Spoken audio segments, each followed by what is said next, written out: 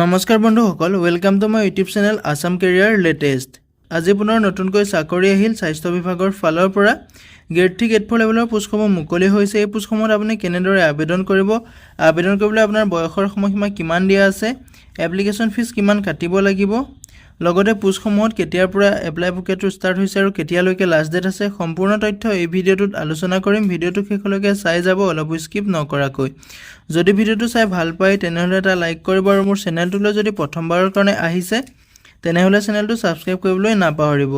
লগতে ভিডিঅ'টো সকলো বন্ধু বান্ধৱীলৈ শ্বেয়াৰ কৰি দিব যাতে সকলোৱে জবৰ আপডেটসমূহ পাই থাকিব পাৰে।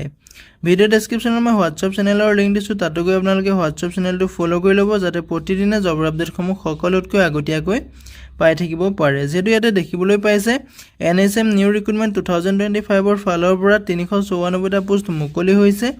এই পোষ্টসমূহত আপোনালোকৰ আবেদন প্ৰক্ৰিয়াটো কেতিয়াৰ পৰা ষ্টাৰ্ট হ'ব সম্পূৰ্ণ তথ্য কৈ যাম। ভিডিঅ'টো শেষলৈকে চাব, অলপ স্কিপ নকৰাকৈ।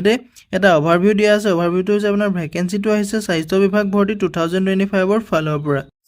অৰ্গেনাইজেশ্যনটোৰ নেম হৈছে মিনিষ্ট্ৰী অফ আয়ুষ CCRASৰ ফালৰ পৰা যিহেতু পোষ্ট মুকলি কৰি দিয়া হৈছে। এতিয়া পোষ্টটোৰ নাম হৈছে আপোনাৰ গ্ৰুপ ABC। বিভিন্ন ধৰণৰ আপুনি পোষ্ট দেখিবলৈ পাব। ভেকেঞ্চিসমূহ হৈছে UDC ক্লাৰ্ক দেখিবলৈ পাব, LDC ক্লাৰ্ক দেখিবলৈ পাব, ষ্টেন'গ্ৰাফাৰ পোষ্ট দেখিবলৈ পাব, মাল্টিটাস্কিং ষ্টাফৰ পোষ্ট দেখিবলৈ পাব, ষ্টাফ নাৰ্ছৰ পোষ্ট দেখিবলৈ পাব, ড্ৰাইভাৰৰ পোষ্ট দেখিবলৈ পাব, ৰিচাৰ্চ অফিচাৰ পোষ্ট দেখিবলৈ পাব, এছিষ্টেণ্টৰ পোষ্ট আছে, ফাৰ্মাচিষ্টৰ পোষ্ট দেখিবলৈ পাব, লেবৰেটৰী এছিষ্টেণ্ট পোষ্ট দেখিবলৈ পাব, ছিকিউৰিটি ইনচাৰ্জৰ পোষ্ট দেখিবলৈ পাব আৰু বিভিন্ন ধৰণৰ পোষ্টসমূহ দেখিবলৈ পাব। যিহেতু টোটেল পোষ্ট 394টা পোষ্ট মুকলি হৈছে, পোষ্টসমূহত আপোনালোকে অনলাইন মাধ্যমেৰে আবেদন কৰিব পাৰিব। অল ইণ্ডিয়া মেল ফিমেল কেণ্ডিডেটে এই পোষ্টসমূহত আবেদন কৰিব পাৰিব।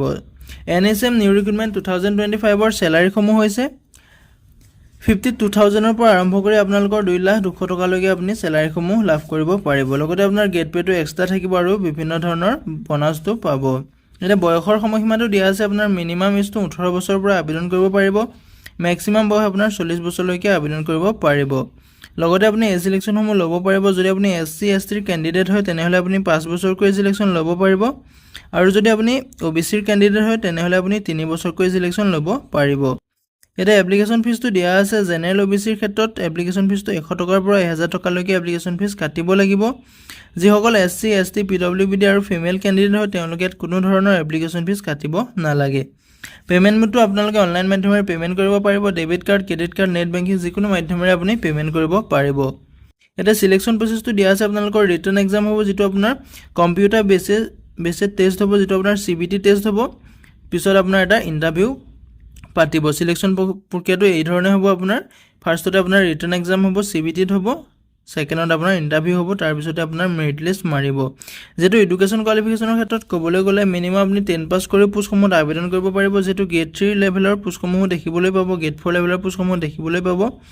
10 পাছ 12 পাছ গ্ৰেজুৱেশ্যনলৈ আপুনি পোষ্টসমূহত আবেদন কৰিব পাৰিব। এতিয়া ইম্পৰ্টেণ্ট ডকুমেণ্টসমূহ হৈছে পাছপৰ্ট চাইজ ফটোগ্ৰাফ লাগিব, ছিগনেচাৰ লাগিব, আধাৰ কাৰ্ড লাগিব, এডুকেশ্যন চাৰ্টিফিকেট লাগিব, কাষ্ট চাৰ্টিফিকেট লাগিব, বয়সৰ প্ৰমাণপত্ৰ লাগিব। আবেদন কৰাৰ সময়তে আপুনি এইসমূহ যোগাৰ কৰি ল'ব।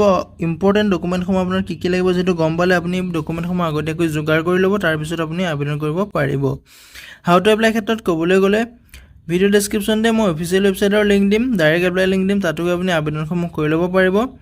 এপ্লাই প্ৰক্ৰিয়াটো আপোনালোকৰ ষ্টাৰ্ট হৈছে, যিহেতু 1 আগষ্টৰ তাৰিখৰ পৰা ষ্টাৰ্ট হৈ গৈছে আৰু লাষ্ট ডেটটো আছে আপোনাৰ 31 আগষ্টৰ তাৰিখলৈকে। যদি আপুনি পোষ্টসমূহত ইণ্টাৰেষ্টেড হয়, এলিজিবল হয়, আবেদনসমূহ কৰি ল'ব পাৰিব। ভিডিঅ' ডেছক্ৰিপশ্যনতে মই ডাইৰেক্ট এপ্লাই কৰাৰ লিংকো দিম, লগতে আপোনাৰ অফিচিয়েল ৱেবছাইটৰ লিংক দিম, নটিফিকেশ্যনৰ লিংক দিম। আপুনি নিজে চেকআউট কৰি ল'ব।